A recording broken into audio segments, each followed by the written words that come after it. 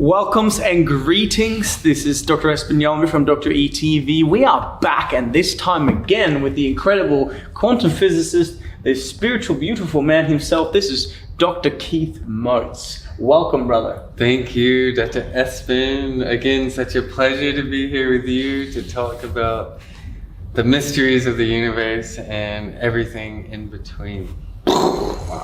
And where do we begin? I mean, today's conversation is about medicine.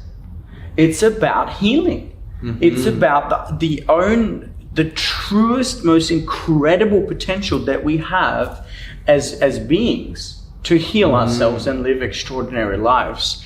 This is somewhat of a controversial topic for some people, but I think it's worth going there. Basically because of what we're seeing that it's doing in our society. I mean, how many people aren't living in a stressful state? How many people aren't living in a non-present, non-conscious, non-joyful, non-loving, non-productive state where most of us, in fact, are unconsciously co-creating with our bodies, with our unconscious minds, and also with the unified field or consciousness, those things we don't want. This state known as fight or flight, this stressful state, this state where the body is literally in a state of breakdown and survival, and bridging the gap to letting go of all of those fears and doubts and indoctrinations and suppressed emotions and the things that we've talked about this many times, and bridging the gap into living in a beautiful state. For me, I know that my journey with psychedelic medicine or plant medicine was one of the absolute awakening moments. In fact, when I was in Peru after I scaled 10 businesses and did, seemingly quite well in the business world and in the financial world, but I was unhappy. I was not happy. I was in the mind. I was stressed. I was not present. And my idea of having a good time was to talk to my colleagues about how we can scale and automate our systems. My idea of having a good time was to go out every weekend and drink alcohol with my brothers, and have a good time out on the town. It was not really living a conscious life in the essence of what I believe that is now. And then I journeyed deep into the jungle in Peru and found myself through the medicine. And I know your story is somewhat similar. So shall we go there? Let's go there. Let's go there. Tell us your story, man. Like You've got 9 years of in-depth academic studies, in physics and many other things, and now as a quantum physicist, you've got a PhD and a doctorate in the studies of the workings of the universe, from the nano smallest plane to the grandest of scales. But more than anything, I know you and I know your heart. You're a conscious, loving man that practices and embodies the wisdom of many, many generations before you. So when I am with you, I automatically drop into a beautiful state or remain in a beautiful state. Mm-hmm. And one thing I absolutely adore and love about you is the way you see life, what you believe about life, and the practices that you have, as you shared with us before, the practices that are available to everyone and anyone at any time in order for us to leave that stressful state and move into a beautiful state. So when it comes to medicine, what was it about plant medicine that changed the game for you? It's had such quite a few deep, impactful moments in my life. And the whole reason I became a physicist in the first place was largely due to the magic mushroom, as they call it. Good old psilocybin. Psilocybin cubensis, yes. So I grew up in this small country town, and lo and behold, there's cow fields all around my parents' house where I grew up. Uh-huh. Of course, I didn't know anything about the magic mushroom when I was a kid, but... And by the way, we're not advising going out and doing this. We are simply telling stories, and obviously consult with whoever you need to consult with before taking, any magical substances. Let's put it that way. Just our experience, definitely no medical advice whatsoever. I was hanging out with my best mates at the time. We were like this crew of 4 dudes, and one of the dudes heard about magic mushrooms. He's like, "Oh, before you come to my house tonight, why don't you have a walk through your field, see if you can find any mushrooms?" And so I did. I snuck across through the little forest, across the fence, And I found like a little handful. I didn't even know if they were the right type, but he knew how to identify them, so I took them over. He was like, "Yeah, these are the right ones." And we split them between the four of us, and it was all of our first times, and it was just like my first psychedelic journey ever, and it was one of the most beautiful experiences of my life, opening me up to the universe, to the world, to basically curiosity more than anything. The profound nature, like something clicked. I was just like, wow, this universe we live in is just so profound and amazing. And it was right after high school, and in this like deepened state of awareness and openness, I was looking at the stars with one of my mates, and I was just like, we're just talking about like how many planets are out there, how life in other places, and stuff that we should be doing regularly. And how many like stars are there? How many universes? Just all these mysteries. Wow. And I was like, I'm gonna study physics in university, because I was at a point in my life where I needed to kind of pick something. Yeah. And that's when I was like, and not only that, because before that moment, I didn't give a crap about academia, really. Yeah. I just cared about sports and girls and playing video games with my friends. Yeah. A good mixture, but I did really well in academia because it was naturally pretty easy. Yeah. And of course, and I would get in trouble if I didn't do well by my parents. But nonetheless, I did well. It was pretty easy for me. But something shifted where I was like, all of a sudden, I liked academia. I chose one of the hardest things you could choose to study in university. Mm-hmm. And not only did I choose to do that, but I decided in a moment during this trip that I was going to do the best I could possibly do. Wow. Which was like, not only do it, but make straight A's doing it. And this came through you, that realization, with the first time with the medicine. And this, like, I knew I was going to do physics in university, and I knew that I was going to make perfect grades doing it. Wow. And I did. I made the first, 3 years, I made straight A's, perfect grades. The 4th year, I think I got 1B. It started getting harder. The 5th year, I broke up with my fiance, and started partying a little more, and my grade, I think I got 2 B's or something. So my grades dropped a little bit at the end, but it was not, other than that, I did one of the hardest majors, got nearly perfect grades. Ended up, as I said in another video, ended up in Australia doing a PhD in quantum physics, and that never would have happened, I believe, had I not had the courage to try this plant medicine. And of course I didn't know what it was going to do. I had no idea. And that's the thing, is no one knows, because it's kind of like yoga. It's experiential knowledge. You can't understand it with the intellect. I think that's a good distinction. Experiential knowledge, and it goes from gnosis, the knowledge, to praxis, the practice, and intellicus, the embodiment of something. I think that's what a journey. So when we're talking about on the topics of healing and I'll call it ascension, which is rising to a new level energetically, we now can measure a lot of things now that we won't be able to measure back in the days. So what role do you think psychedelic medicine or plant medicine, call it DMT, dimethyltryptamine, and many of the other incredible fundamental constituents of this, what seems to be a window into a different dimension, or dimensions within dimensions. It seems to be revealing itself in the right time, as in, us as a species, even though I believe it's taken some time, we are becoming more conscious. Why do you think the plants are revealing themselves to us now in the way that they are?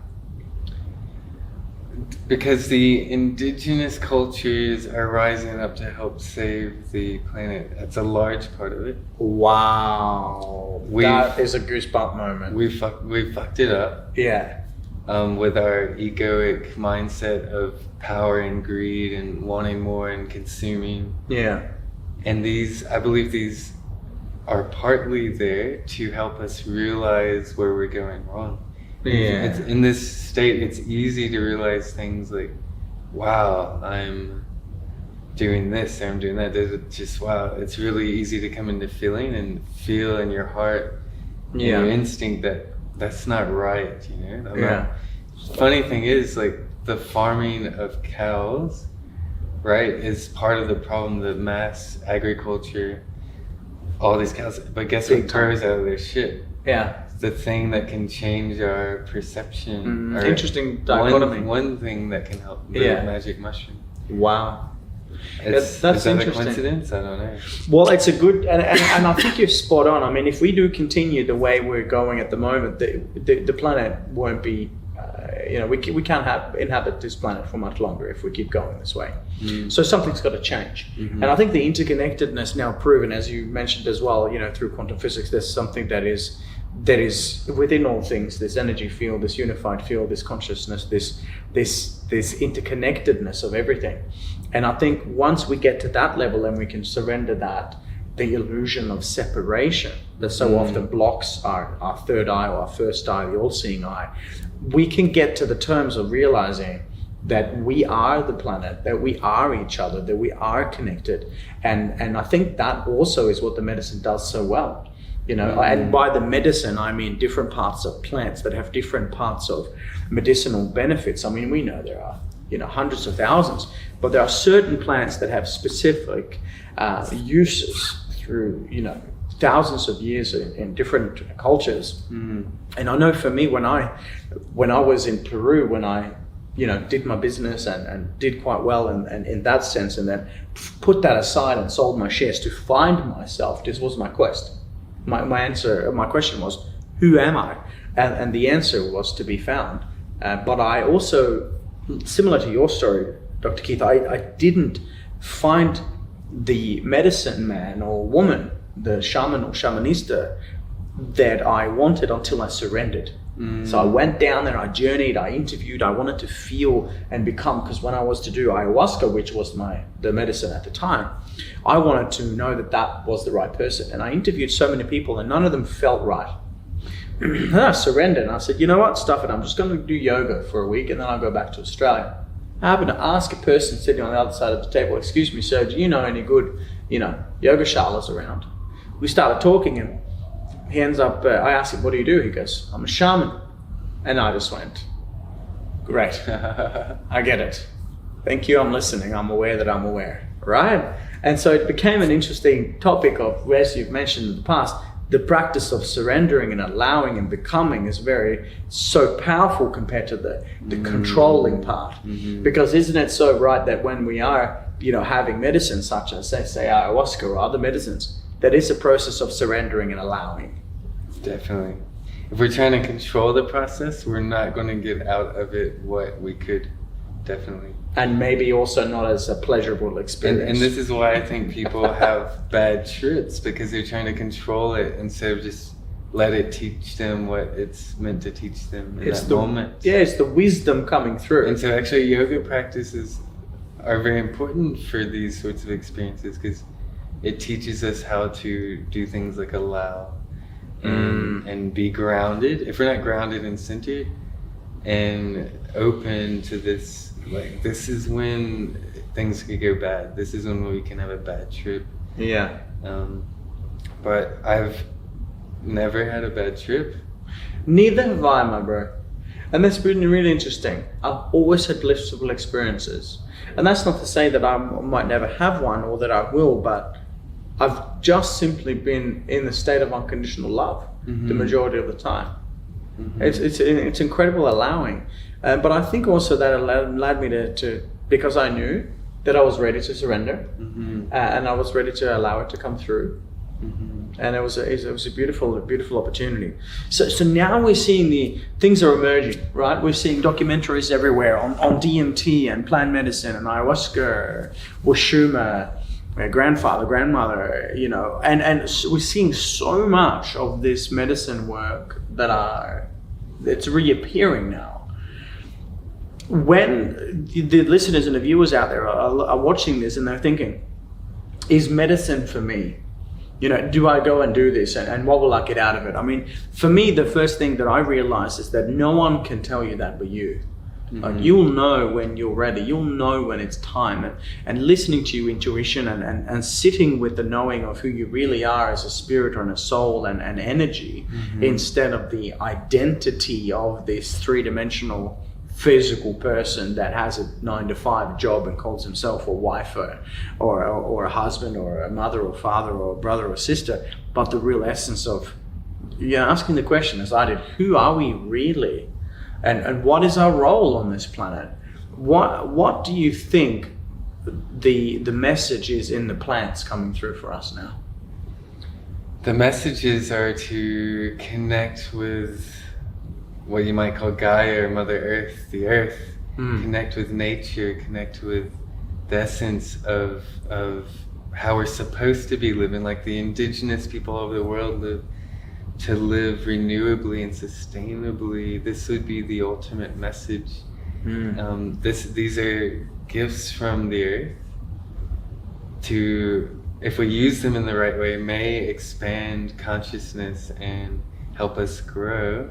If abused, it can do the opposite, right? Everything needs to be in balance and harmony. Respect, I heard once the difference between a drug and medicine is respect, ritual, and dosage. Interesting concept. Yeah, so that's the message. It's a tool, and ultimately I feel, and not only just me, but through my studies of yoga and Neidan, they both talk about how we can actually enter these states that psychedelics can temporarily give us, but live them all the time. And this is my path, my journey. Is I don't feel in the long run I will need any plant medicines anymore. And they have these practices that, again, they've developed over thousands of years. And they've had success at actually embodying these states and these high levels of connection and consciousness all the time. There's been a good example of some yoga enlightened master or something, I forget which one it was, but they gave him LSD, and they were like, we want to know what it feels like for you. And he was like, well, give me like 10 or 20 times the normal dosage. And because he just knew it wasn't going to do anything, and he did. And he said he didn't feel any different than he does all the time. But give a normal person 10 or 20 times your normal dosage, they might end up in the mental asylum. So interesting concept, right? It's like, yeah. And so it's to equilibrate and bring us back. And I agree with you for the medicine stuff, because I when I do practice, I do it in very conscious ways and in rituals and ceremonies and it's on a somewhat of a rare occasion. What I've realized for me, particularly with the work that we're doing in quantum living, we're having, and it used to be said through some of the breathwork specialists that I consulted with and worked with for some time, that in order to enter the field, or to have that mystical experience when the brain is secreting DMT and the brain gets into a state of gamma, we need to do holotropic breathing and other breathing exercises for quite a long period of time. Our students are entering the field, and I'm confident to say that our students' brains are secreting DMT, which then results in this mystical experience with sporadic expressions of movement, and heightened states of awareness, profound levels of consciousness coming through, messages coming through, certain energy centers and parts of the body unblocking themselves as they're releasing these issues in the tissues. We are doing that through holotropic breathing in the quantum living event in under 25 minutes. So I'm confident to say that, yes, even though psychedelic medicine or plant medicine certainly plays its role, I agree with you that eventually, once it's revealed what it is here to remind us of, we can and should continue that practice without the need of the medicine, because we are in fact that medicine, right? Yeah, that's incredible. Okay, so do you have, when it comes to this kind of work, what's the key takeaway for you? What's the number one thing here that's been revealed to you that is a fundamental truth for you that you want to remind us of?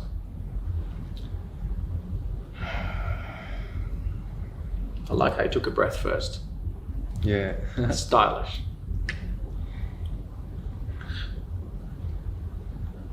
live in our hearts, live in our feeling, not just our mind. Psychedelics are a great way to just can bring us straight into that. Be loving, and that to all beings, to the earth, to yourself. Take care of yourself. And actually I got these messages a few times that it was super clear to me that I wasn't breathing enough. My body was like telling me, you're not getting enough oxygen, bro. Like you're gonna die if you don't breathe better, because you're not. Your body's just depleted of oxygen. And there it is again. And also with water. Breath. At the same time, it said more water as well. It said you're not hydrating enough. Probably you're having too much coffee at the time. And bro, if you need to drink more water and breathe more good air. Yeah. And it was almost like this feeling of suffocating, but it was beautiful because I probably wouldn't have felt that so deeply without that connection. Now, having more experience and more embodied, I feel that more easily now without these experiences of psychedelics. So can someone in theory reach these levels of enlightenment and consciousness and awareness without the medicine? I would say absolutely. Absolutely, yes. Yeah, I would say so. And I also think that, you know, for some people, the medicine can be a launching pad into a deeper level of reality. So, you know, is the medicine for you? You must do your own work. You must dive into it. You must research it. You must feel into it. You must go and interview the shamans and the shamanistas, wherever you're feeling called to go, and know in your heart that intuition and your own awareness of that is what allows you to walk that path or not walk that path. And for us, I mean, when we catch up, it's just, what I really love is to meet people that are able to stay in that beautiful heart space. I can meet you and people and just say, I love you so much. And to be able to hold that space and to see that resonate back, because if we all can understand that we are in fact able to live in the heart space, we can make every single step of the journey a magical journey. Asking the question, how would love respond? Is there more love? Of course there is. And really tapping into the essence of, even though we are having a really tough day, or we're living in a shitty state, or we've had some difficult experiences, if we just believe that love is who we really are and love is truly the path, and with or without the plants and with or without the medicine, if we just believe that, we will achieve that. And I want to just acknowledge you and say thank you for showing up, for have this discussion with us today about love and consciousness and medicine and the ways of the universe, because you truly do embody that every step of the way. And I'm honored to call you a brother and an absolute amazing mentor and dear friend. And I'm excited to keep walking this journey with you, up hills, down hills, across all paths, with the presence of the moment and the state of unconditional love. It's really beautiful to deepen this connection with you, Espen, and to share this love and this heart, and to meet a beautiful, conscious, loving brother like yourself, doing such beautiful work with helping so many people. So I appreciate that so much, and I'm sure all the viewers out here do as well. Awesome. So how do we wrap it up? What's the final message? What would you say? What does Dr. Keith Motes have to say right now? I would like to add, actually, the science of excreting DMT in the brain. Oh, and it's like, by the way, can we get into that? Before we talk on this topic, we're about to wrap it up. It's not going to be wrapped up at all. This is where we're going to go deep. DMT, dimethyltryptamine, is known as the spirit molecule. It's known as something that creates a very powerful, profound mystical experience. It's excreted in our dreams. Excreted when we're born, when we die, and in dreams. So it's kind of like a portal into something else, or a window into something else. What we now know about it is that it is the active ingredient in many of the psychedelic plant medicines that allows us to have this mystical experience. And in that mystical experience is where a lot of people have been able to let go of tremendous suffering and and find answers. And have many revelations and huge revelations. I mean, that was the thing for me when I found the medicine in Peru and I had my ayahuasca for the first time. I had not shed a tear. I hadn't cried in over 10 years. And I had 3.5 hours of constant tears of gratitude for the knowing of my mission. That was when the chakra model of quantum living was revealed to me. That's when I learned, that's when I saw, I could see the chakras, I could see the colors. And as I've got 3 degrees in science, and I looked at this and I was like, I have never in my academic career been taught anything about this. Mm-hmm. I've never in my academic career researched and studied and the stuff that I did. They teach things of the mind. It's all the mind, right? And I had never learned that. And I could see these colors, I could see this blue thing, and I had difficulties breathing and speaking when I wasn't talking my truth. And I dived into it, and the model just downloaded to me.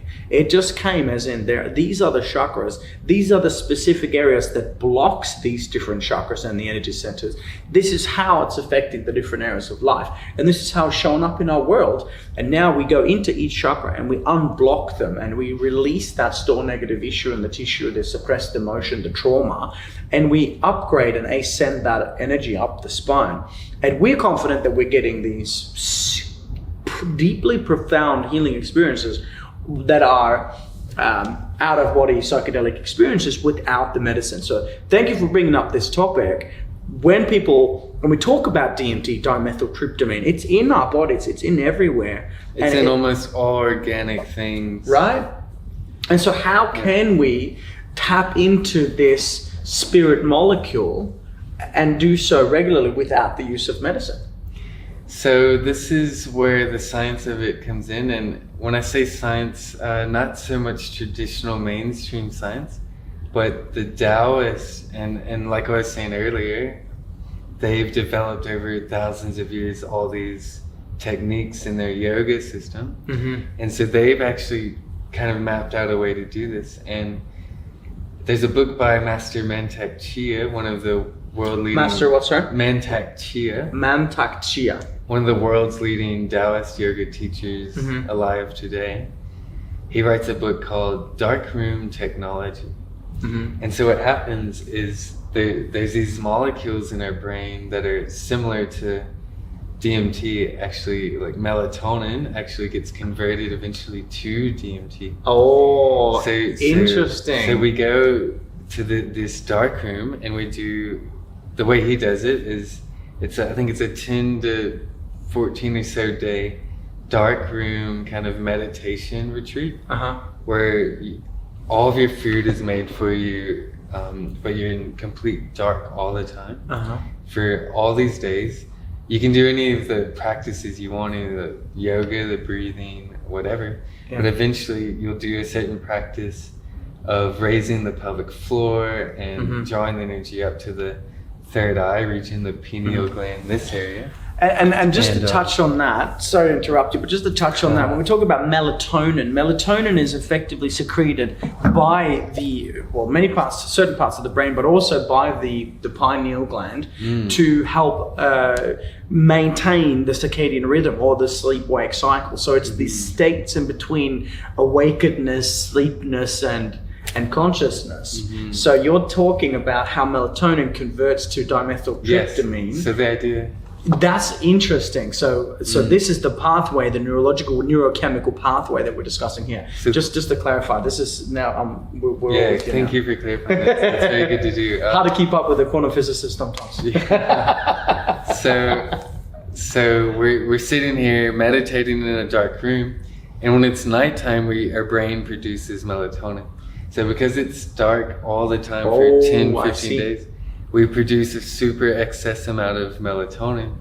And then the idea is we do certain yogic like practices where we bring the energy, maybe you say the kundalini energy up the spine, up the Taoists might call it the microcosmic orbit, into this region of the brain, like the pineal gland, the third eye chakras, the Indians might call it.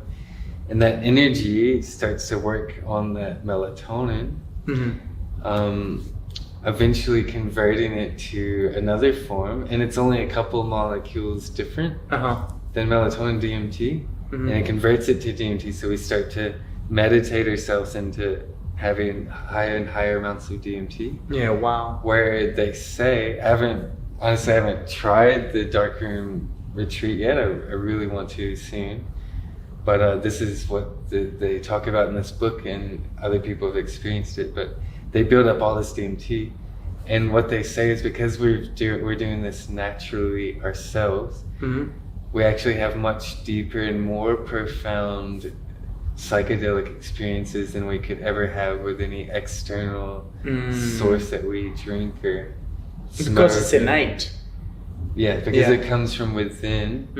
And even better is that it actually nourishes and replenishes our life source energy. Whereas external sources often deplenish it and we have to rebuild it again. So often after a big trip, the next day or even days or weeks, often we'll feel drained and tired. Yeah. And all the stuff that we let go of as well, hey. They were coming out of the tissues. Sometimes take some time. So it has its place, the external alchemy of ingesting medicines like ayahuasca or magic mushrooms. They have their place and they're beneficial in many ways. But what the Taoists say is ultimately we want to be able to cultivate that from within. And once we can do that in this more kind of extravagant darkroom retreat, apparently it becomes easier to be able to do this naturally all the time. Yeah. When we want. Profound. So that's the basic idea of it, of how to do this within ourselves according to the Taoists. It makes sense, and I've seen that in the work that we're doing with our students as well, and we understand that breath is life. And the more we are aware of our breath, not just now or 10 minutes or 20 minutes ago, or if for some people they might not be aware that they were aware of their breath for maybe months, but the more we bring that energy to the present awareness, and then, as you mentioned, use that field of bringing the energy up, the more the brain will secrete DMT and convert melatonin to DMT. That's interesting. I really, really like that topic. So is it feasible, plausible that the average person can have mystical experiences and be in spirit just by using their breath in this kind of work? Definitely. Well, I'd say so. Isn't that amazing, guys? Isn't that the most empowering thing? We can have revelations through medicine, but we can also achieve it ourselves. And even more profoundly, I think we owe it to ourselves to try that practice out. We owe it to our own quality of life and the people that we love to dive into what it means to be present and go on a conscious journey from the head to the heart. And as you do so beautifully, practice this breath. I know you've got a website that people can jump on as well. ShakingMedicine.com. There's a free course as well as a membership site coming really soon, and it's just this beautiful platform of teachers now teaching in Montreal and the Netherlands and Adelaide, different parts of Australia. It's moving around. The teacher training is coming online really soon as well. That's super cool. And super excited with how it's going. It teaches people a very important step to do before we can get to cultivating DMT. We have to let go of the trauma of the body, and shaking medicine allows us to do just that. The way animals in nature are hardwired with their nervous system to let go of trauma. So that's all there. There's a free course, membership site with not free, but lessons and classes from other teachers, and me talking more about breath and the science and philosophy and all this about the practice of shaking medicine, aka neurogenic therapeutic tremoring. Awesome. Yeah. Thank you so much. Thank you again for talking on all things quantum. Yes.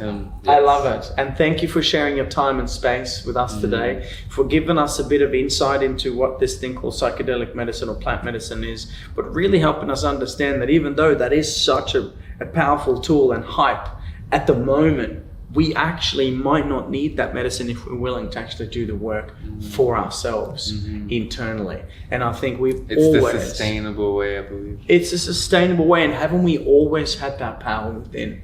You know, I think that chi, that prana, that life force that is who we really are is never lost. It's just we need to go and cultivate ways of being with it again. And you know, we might not need medicine to do that. So thank you again for journeying with us. It's a pleasure, brother. Pleasure to share with you.